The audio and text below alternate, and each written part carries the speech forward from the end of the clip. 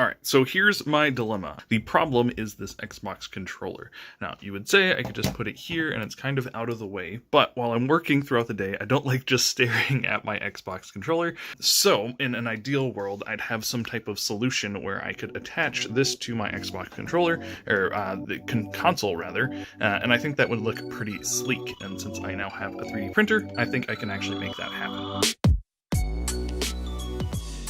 What's up guys, thanks for clicking on this video. My name is Nate Hibbert. I'm a graphic designer for a e-commerce business that I started with my brother a couple of years ago, and this year my goal is to add 3D printing to my skill set. Now, I am by no means an expert in the 3D printing space. I'm just starting out on this journey, but I always find it interesting to watch people's process, so I thought I would bring some of that to YouTube. So I used the first part of this week just to get myself comfortable with Fusion 360, how to actually like open files, how to change the units, all kind of the basic things, just watching a lot of YouTube tutorials to be honest, and in the last few days I've been able to actually tackle my very first project inside of Fusion 360. Now in future I hope to be getting these projects from clients who are willing to pay for my skills, but before I'm quite ready to do that I have to build my own confidence, and so I picked a project that would be something that would solve a problem for me, and this is less of a problem than a slight annoyance, but it was just something that I thought would be able to use my skills, and that was to find a place to put my Xbox controller. Now, I know that's a very silly little thing to just find a place for this,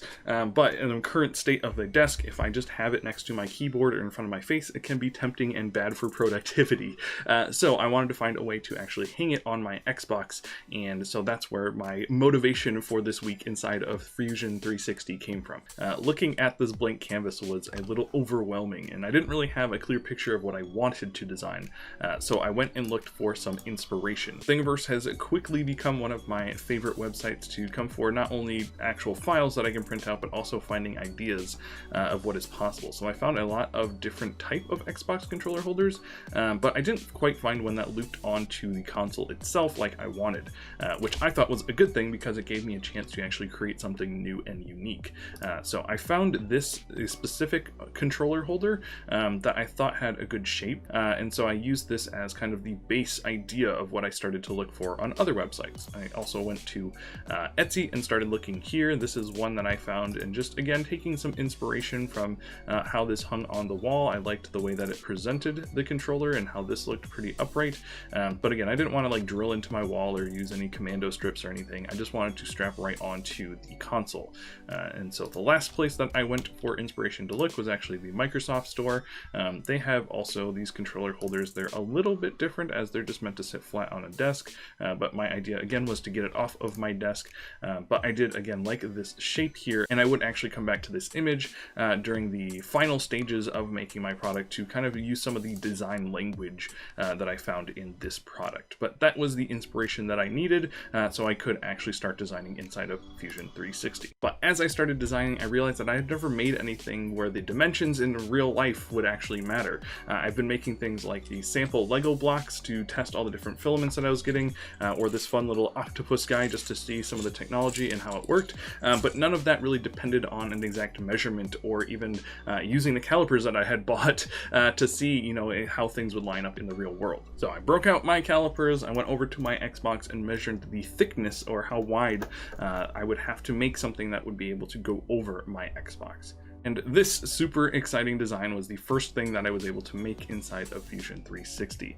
Now, I know it doesn't look like much, but this would basically give me a good idea if I could print something or type in real world measurements into Fusion 360, which that measurement was about 64 millimeters. So I could type that into Fusion 360, print it out, and see if it would actually work over top of my Xbox. So I have my piece here. As you can see, it does actually fit over the Xbox. It was a little bowed out and wobbly now because I've been using this for another project, but when I did first print this out, it fit over and slipped on almost perfectly. So while this was a really simple design, actually seeing this measurement on the computer on my calipers and seeing that this could be printed out gave me the confidence to move on to my next design, which was taking that same exact shape, but just slapping the controller holder portion of that onto it. And as you can see, I clearly took the inspiration from both Etsy and that Thingiverse photos that I showed a little bit earlier, those products, and just kind of used what I saw and replicated that for myself here. Now the measurements were a little bit hard hard to dial in exactly, but I thought the next step was just to print this out and see if this would actually hold an Xbox controller. And as you can see here, it printed out. It looks great. It slips right over the Xbox console, and I can fit my controller right in there. Two things that I noted as soon as I printed this out and was able to get my hands on it with, though, is that the controller can slide left to right. Now, it's not a huge deal. It's not like, I'm into my car and this is going to be sliding around. But for me, as someone who's trying to make a custom product that I really enjoy, I just didn't like the idea that they could slide back and forth. The other thing that I noticed was back here, there's a gap that I could very easily fill in with some more filament, and so that was the next thing I wanted to do with these projects. So right back into Fusion 360 I made this next file, which I addressed a few different issues actually that I had here. One, I made it a little bit thicker so it wouldn't slide around as much. The next thing was I added this chunk of filament here on the back end so it wouldn't slide, and it would just seem a little bit more custom fit for exactly what I was trying to use it for. I actually made this top portion here a little bit thinner as well, as I thought some more structural integrity would come from having this big chunk on the back here.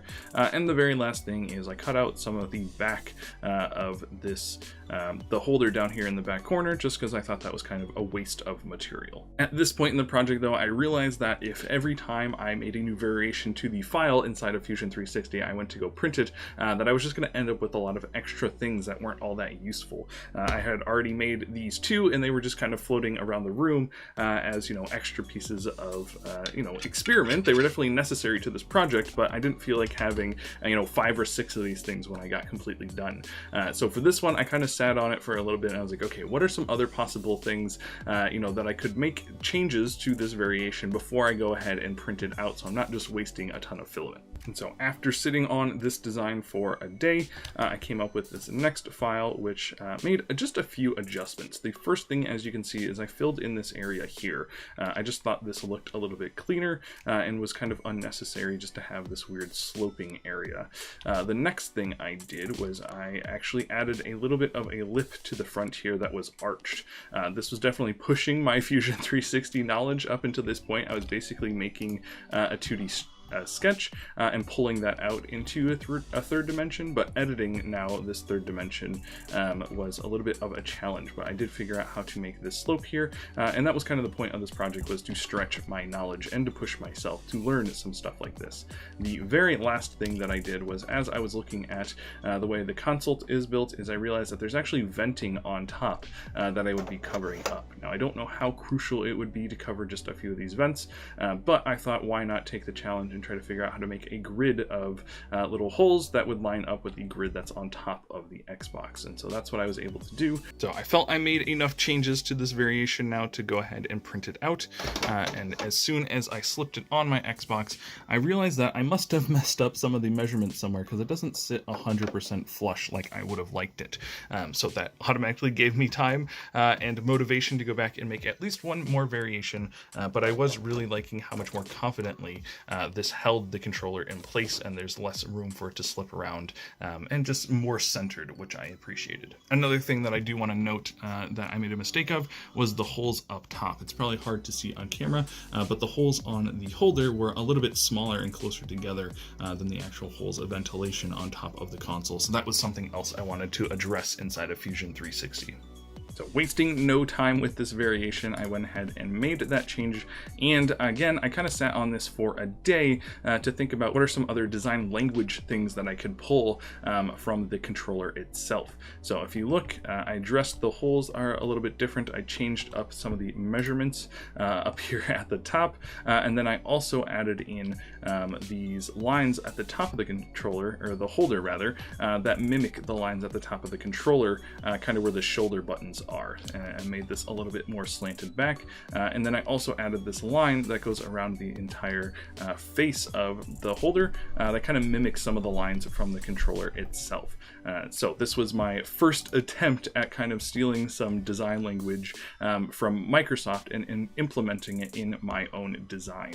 Something I definitely have to get a lot better at, but for a first shot at it, I thought it was a good practice, and I'm not too ashamed of what I've made here.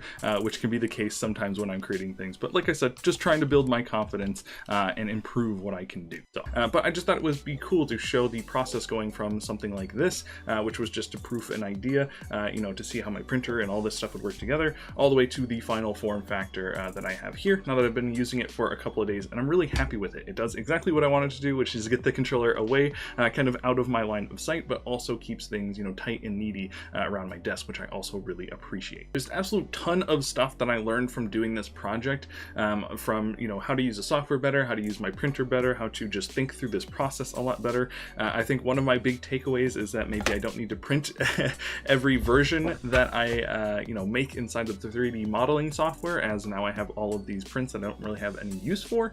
I'm really glad that I did it this time, but hoping in future that I can cut down on that. Or maybe just like printing out smaller portions. I printed out most of these at full size, but if I was thinking about it, I could probably print them most like this size and just make sure everything lined up the way that I wanted it to. So just a lot of lessons that I'm learning through.